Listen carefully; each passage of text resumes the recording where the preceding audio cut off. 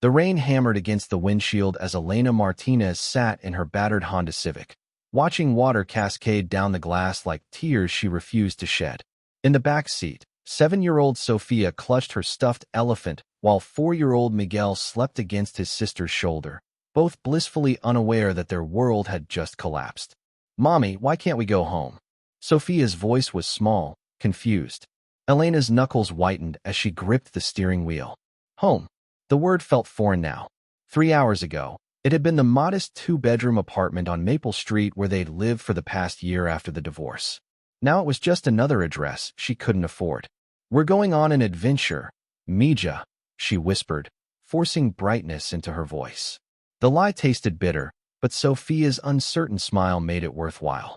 The eviction notice crumpled in Elena's purse told the real story. 3 months behind on rent, despite working double shifts at the diner and weekend cleaning jobs. Marcus had promised child support, had sworn on their children's lives he'd take care of them. But promises were as fragile as spider webs, and her ex-husband's word had proven just as worthless. Elena's phone buzzed. A text from her sister Carmen. "Found you a room at the Sunrise Motel on Route 9. Paid for 3 nights. It's not much, but it's dry." Her chest tightened with gratitude and shame in equal measure. At 28, she'd never imagined she'd be homeless with 2 children, dependent on her sister's generosity. She'd been the honor student, the one who'd married well, who'd had it all figured out. The Honda's engine coughed to life as Elena pulled away from the curb, leaving behind the life she'd tried so desperately to build. In the rearview mirror, she caught sight of her reflection, dark circles under her brown eyes, hair pulled back in a messy ponytail, wearing the same waitress uniform she'd thrown on that morning before rushing to another job interview that had led nowhere. The Sunrise Motel lived down to its name. Paint peeled from its walls like sunburned skin, and the neon sign flickered erratically, casting sickly pink light across the parking lot. But it had a roof, and right now, that was everything. Room 14 smelled of stale cigarettes and industrial disinfectant, but Elena had scrubbed worse. She tucked her children into the single queen bed, watching Miguel's peaceful face in the dim light. He looked so much like Marcus, the same dark curls, the same stubborn chin. But where Marcus had proven selfish and weak, she'd make sure her son grew up strong and kind. "Tomorrow will be better," she whispered to the darkness, a prayer more than a promise. Outside, the rain continued its relentless assault, but Elena Martinez had weathered storms before. This one wouldn't break her either. As she drifted off to sleep on the scratchy motel chair, her last thought was of the job interview she had scheduled for Monday. A personal assistant position at some tech company. It was probably nothing, but it was hope, and hope was all she had left. The future stretched ahead of her, uncertain and frightening, but Elena Martinez had never been one to surrender. She'd find a way. She always did. 3 months later, Elena stood in the gleaming lobby of Castellanos Industries, smoothing down her best blazer, a thrift store find she'd altered herself. The marble floors reflected her nervous energy as she checked her watch. 5 minutes early, just as she'd planned. The job at the insurance office had lasted exactly 6 weeks before budget cuts eliminated her position. The motel had stretched to 2 months before Carmen's savings ran thin. Now they lived in a cramped studio apartment above Mrs. Chen's bakery, the smell of fresh bread a constant reminder of meals they couldn't afford. Elena Martinez? The receptionist's voice cut through her spiraling thoughts. "Mr. Castellanos will see you now." The elevator ride to the 42nd floor felt like ascending to another world. Through the glass walls, she glimpsed an office that screamed success. Floor-to-ceiling windows overlooking the city, abstract art worth more than her annual income, and technology she'd only seen in movies. Alexander Castellanos rose from behind his mahogany desk as she entered, and Elena's breath caught. This wasn't the gray-haired executive she'd expected. He was maybe 35, with sharp cheekbones and intense dark eyes that seemed to see straight through her carefully constructed facade. His black hair was slightly mussed, as if he'd been running his hands through it, and his white shirt sleeves were rolled up, revealing strong forearms. "Ms. Martinez." His voice carried the faintest trace of an accent. "Please sit." She perched on the edge of the leather chair, hyper-aware of every creak and rustle. "Thank you for seeing me, Mr. Castellanos." Alex, he corrected, studying her resume. You've had quite a few positions recently. Heat flooded her cheeks. I can explain. No need. He set the paper aside. Life happens. What matters is how we handle it. His eyes met hers. Tell me about your children. The unexpected question threw her off balance. They're 7 and 4. Sophia and Miguel. They're everything to me. Something shifted in his expression. That's refreshing. Most candidates pretend they don't exist, thinking it makes them more appealing. I won't lie about who I am, Elena said, finding her voice. Yes, I have responsibilities. But that makes me more reliable, not less.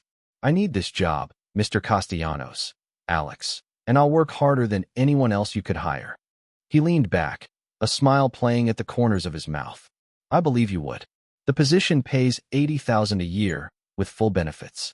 I travel frequently and need someone who can handle both professional and personal matters. The hours can be long, and I can be demanding. Elena's heart hammered against her ribs. 80,000. It was more than she'd made in the last 2 years combined. I can handle demanding. Can you start Monday? She blinked. You're offering me the job? Unless you're not interested? No. I mean, yes, I'm very interested. Thank you. She stopped herself before she could babble about how this would change everything, how she could finally provide for her children properly. Alex stood and extended his hand. When their palms touched, Elena felt an unexpected jolt of electricity.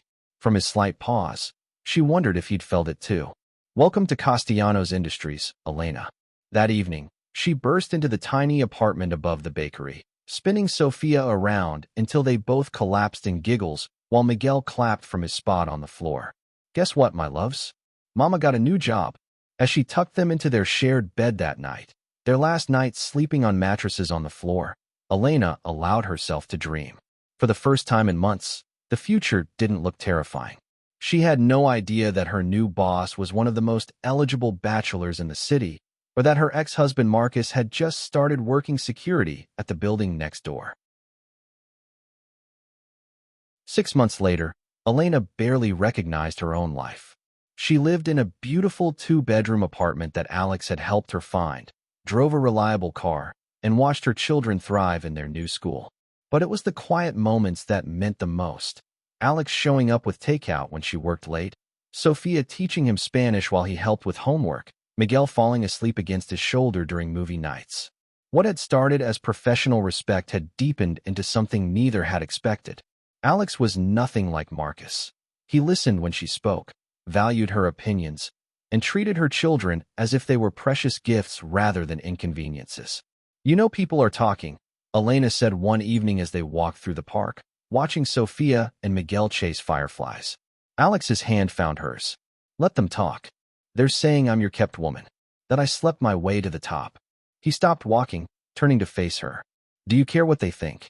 Before she could answer, a familiar voice cut through the twilight. Well, look what we have here. Elena's blood turned to ice. Marcus stood 20 feet away, his security guard uniform wrinkled, his eyes bloodshot and bitter. He looked older, harder than she remembered. Marcus. The name tasted like poison on her tongue. Daddy. Miguel broke away from Sophia and ran toward his father, but something in Marcus's posture made him stop short. So this is how you've been making ends meet. Marcus sneered, his gaze sliding between Elena and Alex. Trading up to a richer man. At least you're consistent. Don't. Elena's voice was sharp as a blade. Not in front of the children. Alex stepped forward, and Elena felt the tension radiating from him. I think you should leave. Marcus laughed bitterly. Oh, the knight in shining armor speaks. You know what she is, right? A gold digger who'll bleed you dry. Just like she did to me. You left us with nothing. Elena's composure finally cracked. You promised to take care of your children and then disappeared when we needed you most. I had to choose between keeping the lights on and buying food. And look at you now, Marcus spat. Living in luxury while I work for minimum wage. You always were a manipulative. That's enough. Alex's voice was deadly quiet, but it carried the weight of mountains. You have 10 seconds to walk away before I call the police for harassment. For a moment, Marcus looked like he might push further. But something in Alex's eyes, a cold calculation that spoke of power and resources Marcus couldn't match, made him step back. This isn't over, he muttered, but he was already retreating. Elena was shaking, and Alex pulled her close while Sophia and Miguel ran back to them, confused and frightened. "It's okay, mi amor," Alex whispered in her ear, and the endearment felt like coming home. "He can't hurt you anymore." That night, after the children were asleep, Elena stood on her balcony staring out at the city lights. Alex found her there, wrapping his arms around her from behind. "I need to tell you something," she said quietly. "I love you, but I need you to know that I would have been fine without you. I was finding my way before you came along." He pressed his lips to her temple. "I know. That's why I fell for you. You didn't need saving. You were already saving yourself." She turned in his arms, studying his face in the moonlight. "And I need you to know that what we have isn't about money or security. It's about this." She placed her hand over his heart. "It's about how you make my daughter laugh and how Miguel looks at you like you hung the stars. It's about how you see me as more than just a struggling single mother." "Elena," he said softly, "you were never just anything to me." When he kissed her, it tasted like promises and new beginnings. Behind them, through the window, she could see the photos on her mantle: Sophia's first day at her new school, Miguel's soccer team, the four of them at the zoo last weekend. They looked like a family because they were one, built not on desperation or convenience, but on love and respect and the simple courage to believe in second chances. Marcus had been wrong about everything. This wasn't about trading up or manipulating her way to a better life. This was about finding someone who saw her strength instead of her struggles, who valued her heart over her circumstances. As Elena fell asleep that night, wrapped in Alex's arms with her children safe in the next room, she realized that sometimes the best revenge wasn't anger or bitterness, it was happiness. It was building something beautiful from the ashes of what came before. She had fallen, but she had also learned to fly. If you liked it, subscribe to the channel and enjoy these other amazing stories.